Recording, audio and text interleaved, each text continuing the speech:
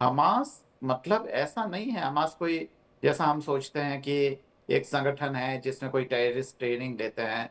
Hamas का मतलब ये कि अगर आप दिल्ली में भी ढूंढेंगे तो फिलिस्तीन के जितने भी जो लोग आए हैं उनमें से हर फिलिस्तीनी में से सातवां या आठवां फिलिस्तीनी, या कहें कि पांचवा फिलिस्तीनी आपको ऐसा मिलेगा जिसका संबंध हमास से है। हम्म। हमास मतलब वे लोग जो कि दरअसल इसराइल के विरुद्ध प्रतिरोध कर रहे हैं, तो वो लोग हैं, उनका संबंध किसी न किसी रूप से हमास से है। तो अगर आप वहां गाजा में अगर लोगों के जीवन का अगर खात्मा देखें तो हर एक परिवार से कोई ना कोई मरा है। हजारों हम्म। की संख्या में मरा है, हमें पता है। हम्म। और उन मरने वालों में छोटे छोटे बच्चे भी हैं, महिलाएं भी हैं, और उनका संबंध जाहिर तौर पर हमास से था। तो ये है, तो इसराइल पूरी तरीके से अब, जब पूरी तरीके से वहां बर्बादी हो चुकी है, अगर आप वहां सैटेलाइट पिक्चर्स वगैरह देखें तो पूरी तरीके से जब गाजा मलबे में तब्दील हो चुका है। स्ट्रिप है, वो एक पट्टी सी है, छोटी सी, कोई बहुत लंबा चौड़ा एरिया नहीं है गाजा। जब वो पूरी तरीके से नेस्तनाबूद आ, कर दिया गया है, और अब शांति से बात करें ना करें कोई खास फर्क नहीं पड़ता है। अब उन लाशों के साथ कुछ भी करें उसका कोई अर्थ नहीं होता है, हाँ, मीनाक्षी पहले जी। भी यही कहा जी। जा रहा था कि इजराइल बहुत लंबा इस जंग को खींचेगा नहीं, क्योंकि गाजा का एरिया बहुत छोटा सा है, बहुत जल्द इस जंग को खत्म कर दिया जाएगा। हमारे साथ आशीष साय जी भी जुड़ गए। मैं सर आपके पास आऊंगी, लेकिन हकीम रजा जी, ये ईरान के लिए अच्छा है या बुरा है कि हमास के साथ भी हथियार डालने की बात कही जा रही है, हिजबुल्लाह के साथ भी कही जा रही है? ये ईरान के लिए कैसा है? देखिए, ईरान तो अभी पूरी तरह जितने अरब में बेसेस थे, पूरे इंक्लूडिंग जॉर्डन, सबको खत्म नष्ट करके रख आराम से देख रहा है, ऑब्जर्व कर रहा है कि अगर जो पीस डील हुई है, इसी तरह यहाँ पर भी एमओयू के लिए भी वही बोल रहा है कि जब तक आप पीस किए हैं तो we are ready, peace deal हम एमओयू में साइन करते हैं। उसी तरह जो गाजा का पीस है उसी में भी हो जाए, जहां जहां भी पीस डील हो गया है तो उसके लिए वेट करा। अगर कुछ हरकत करेगा इसराइल तो ये तैयार बैठा है कि इसराइल को डायरेक्ट अटैक करूंगा। इसीलिए वो लास्ट लास्ट नाइट ही अल ताहर जो अली अल ताहर जो लेबनानी बॉर्डर में था, अगर वो क्रॉस करेंगे तो we are our missiles are ready, तो वहां पर रुक गए ये। तो ऐसे ये वेट कर रहा है, देख रहा है कि अगर आप क्रॉस करेंगे। इसी तरह सीरिया को भी रात में कल ही दिया कि वार्निंग दिया कि अगर आप लेबनान की तरफ क्रॉस करोगे तो our missiles are ready, 100 targets are ready.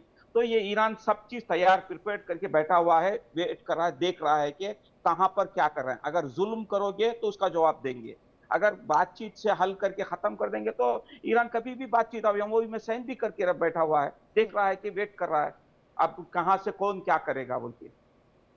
Ji Meenakshi ji. Ji, group captain आशीष सहाय जी, अब अगर कोई ये कहे कि सिर्फ गाजा के साथ इसलिए उलझे हुए हैं क्योंकि हमास एक बड़ा उनके लिए टेरर है, लेकिन उसके साथ साथ एक ग्रेटर इजराइल का सपना भी तो लेकर के इजराइल चल रहा है, इसलिए क्या ये सैन्य अभियान इतने लंबे होते जा रहे हैं? हमास कह रहा है हथियार डाल देंगे, इजराइल अभी तैयार नहीं है। जैन मीनाक्षी, जय हिंद हमास सर। बिल्कुल नहीं रेडी है हथियार डालने को। हम्म। आज की बात है कि हम्म। उन्होंने बोला है कि हमने पीस डील साइन की है, लेकिन हम उसको इन एक्शन तभी लाएंगे जब आईडीएफ विड्रॉ कर जाएगी, हम्म। और उसके बाद हमारा डीमिलिटराइजेशन शुरू होगा और हम तब डी वेपनाइज करेंगे। तो अगर कोई इस स्थिति में होता जैसे कि हम सोच रहे हैं, हाँ, गाजा के लोगों की हालत खराब है, वहां ह्यूमैनिटेरियन क्राइसिस है, मेडिकल क्राइसिस है, फूड क्राइसिस है, लिविंग स्टैंडर्ड्स बहुत बुरे हो चुके हैं। कई इलाकों को तो नेस्तनाबूद कर दिया आईडीएफ ने, बहुत ही रुथलेसली।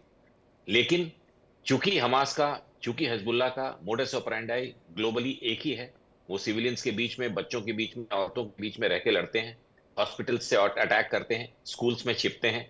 तो आईडीएफ के पास कोई ऑप्शन नहीं है, क्योंकि आईडीएफ 7 अक्टूबर 2023 की तरह अटैक नहीं करती है, लेकिन रिटेलिएटरी हिट करते हैं वो बिना सोचे समझे कि एक रॉकेट आया है तो उसके लिए हम 10 बच्चों को क्यों मार दें उस बिल्डिंग पे। This is what Trump told them कि इस तरह का आपको रिव्यू करना पड़ेगा।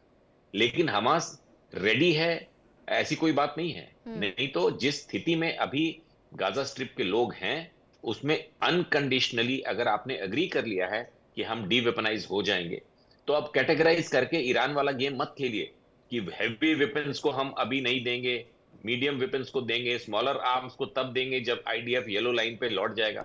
You have to go into the depth of this, how they think. कैसे अभी हमास का जो प्रेजेंट स्पोक्स पर्सन इजिप्ट में कुशनर से कल मिला है जी। और आज भी शायद उनकी मीटिंग है, या आज मेरे ख्याल वो इजरायली प्राइम मिनिस्टर से मिलने जा रहे हैं अभी कुछ घंटों में। तो कुछ क्लैरिटी आएगी। लेकिन ये Hamas is not as what you are thinking और what people propagate. They are exactly cut copy paste IRGC का जो रोग एलिमेंट है उस तरह से बिहेव करते हैं। इनको अपने लोगों की भी कोई चिंता नहीं है। ठीक है। Forget about Israelis, they are animal approach kind of people. वो गंदराव में रहेंगे, ऐसे ही लड़ते रहेंगे। और इसकी वजह से जो सोबर सिविलाइज्ड पैलेस्टीनियंस हैं, जो सोबर सिविलाइज्ड लेबनीज हैं, उनकी जिंदगी खराब होती जा रही है। इसके लिए आप हिजबुल्लाह हमास को दोष देंगे या आईडीएफ को, ये चर्चा का विषय हो सकता है। डिपेंड करता है कि हम किस एंगल से उसको देख रहे हैं। हम जस्टिफाई नहीं कर रहे हैं कि आईडीएफ के हमले बड़े अच्छे हैं, अच्छा, इस बहुत ही बात से रूथलेस हैं बिल्कुल हकीम बच्चों रजा को। जी और कुछ कहना भी चाह जी, रहे थे, आप किस बात पर रिएक्ट करना चाह रहे थे हकीम रजा जी? लेकिन इस बात से ईरान भी तो इनकार करता रहा है कि वो पूरे तरीके से हथियार डाल दें, ये हम नहीं होने देंगे। ईरान भी तो यही कह रहा था हमास को लेकर के।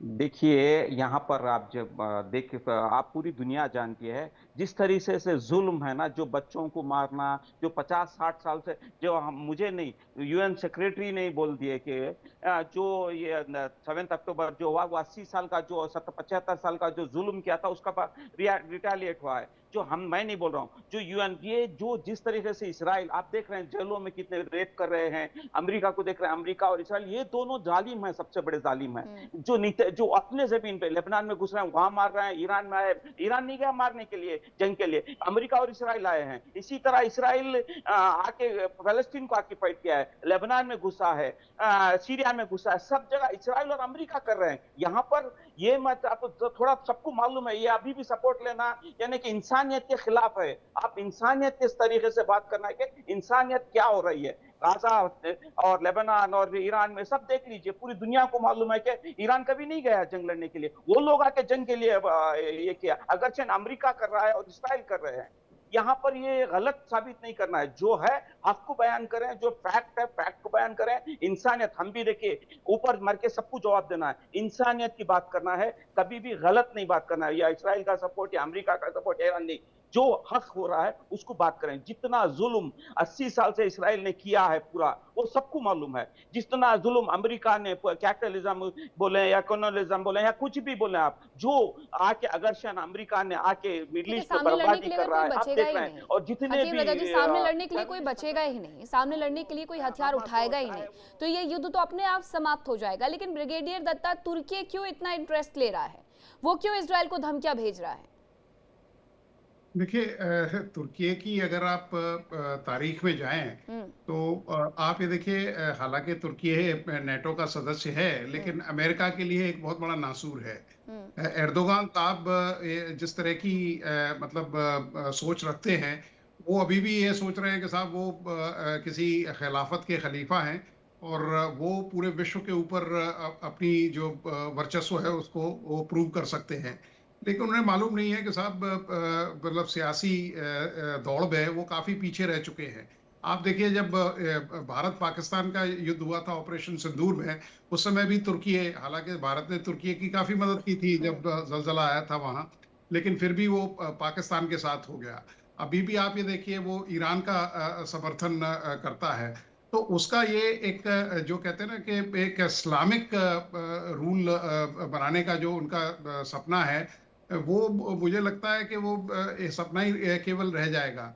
और तुर्की ये जिस तरह से वहाँ मतलब जो इस्लामिक इंटरेस्ट है उसमें दखलंदाजी करके, उसमें इन्फ्लुएंस करके, वो विश्व को और खासकर जो इस्लामिक कंट्रीज हैं उस समुदाय को ये बताना चाहता है कि हाँ, अभी भी मैं वो पुरानी जो ऑटोमन एम्पायर थी उसी का मैं मतलब अभी भी मतलब उसका खलीफा हूँ। लेकिन हाँ, तुर्की को चाहिए कि वो इस तरह की जो नीतियां हैं आजकल की भाषा में जो बोलते हैं FOMO, fear of missing out, वो तुर्की को हो रहा है। जी बिल्कुल, मैं पीछे ना छूट जाऊं। जी बिल्कुल। तो तुर्की को मतलब एक तो उनकी अपनी जो फाइनेंशियल कंडीशंस है वो काफी खराब है, और जब से उन्होंने इंडिया ऑपरेशन सिंदूर के बाद इंडिया ने भी अपना जो हाथ है वो पीछे खींच लिया है। काफी बिजनेस पहले हुआ करता था तुर्की और भारत के दरमियान, उसमें काफी मतलब कमी देखने को मिली है। तो इन सब चीजों को ध्यान में रखते हुए भी आप देखिए, जिस तरह से एक इस्लामिक नेटो तो नहीं कहूंगा मैं, लेकिन हाँ, एक ऐसा संगठन अभी उभर के आया है पिछले हफ्ते कि उसमें सऊदी अरेबिया, पाकिस्तान और इस तरह के और कई देश हैं, उन्होंने एक इस तरह का अलायंस बनाया है। लेकिन पाकिस्तान ने कहाँ मदद की? ईरान ने जब सऊदी पे हमला किया तो उसके बाद पाकिस्तान चुप रहा। पाकिस्तान को तो केवल पैसा चाहिए।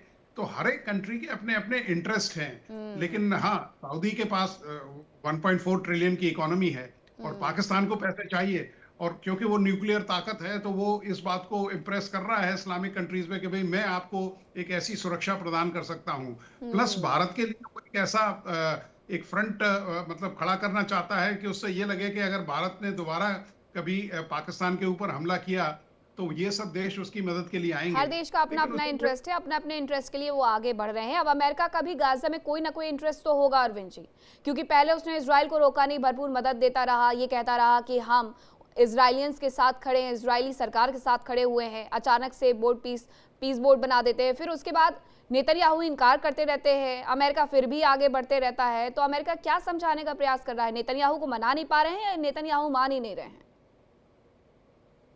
यह दरअसल अंदर ही अंदर कुछ समझदारी होती है, और खासकर डिप्लोमेसी में कहा जाता है कि हाथी के दांत दिखाने के अलग होते हैं और करने। जब आपका पेट में दर्द होता है जी, तो आपको कहना होता है कि आपके सर में दर्द है। तो ऐसा चलता आया है। और हमें देखिए, अगर हम इजराइल की तरफ से देखें तो इजराइल का ऑफिशियल स्टेटमेंट है वहां की गवर्नमेंट का कि उन्होंने 15,000 हमास लड़ाकों को मारा है। 15 से 16,000 के बीच में, एग्जैक्ट फिगर नहीं है। और वहां अभी तक कुल जो लोग मारे गए हैं वो 70,000 थे, अभी बढ़कर 72,000 हो गए। तो अगर 15,000 ही हमास के लड़ाके थे तो बाकी जो लोग मारे गए वो कौन थे? पहली बात हमें ये समझने की जरूरत है। दूसरी बात ये कि क्या बिना अमेरिकन सपोर्ट के इजराइल कुछ कर सकता है? तो इसका उत्तर ना में है, क्योंकि अमेरिका के जो पिछले बहुत सारे देश हैं, जिसमें सऊदी अरेबिया, कतर, यूएई वगैरह तमाम देश जो वहां पे हैं पूरे वेस्ट एशिया में, तो ये तमाम देश अमेरिका के इशारों पे चलते हैं। और आप देखेंगे कि अगर अमेरिकन वॉरशिप्स वहां नहीं आए, कभी भी जब भी इजराइल को कोई बड़ा सा कोई करना होता है जिससे काफी पॉलिटिकल उथल पुथल होने वाली होती है, तो सबसे पहले अमेरिकन वॉरशिप्स उसको सपोर्ट करने के लिए वहां पूरे उस इलाके में फैल जाते हैं। उसके बाद में जो इजराइल है, जो उसको हत्याएं वगैरह जो कुछ करना होता है वो शुरू करता है। ये पहले से भी होता आया है, अब भी हो रहा है। तो अगर हम ये समझते हैं कि यूनाइटेड स्टेट और वो दोनों अलग अलग हैं, तो बिल्कुल भी अलग अलग नहीं है। देखिए इंडिया डेली 24/7 अब आपकी स्मार्ट टीवी पर। इंडिया डेली मौजूद है सभी डिजिटल प्लेटफॉर्म पर लाइव और लगातार। इंडिया डेली 24/7 हर दिन राष्ट्र को समर्पित।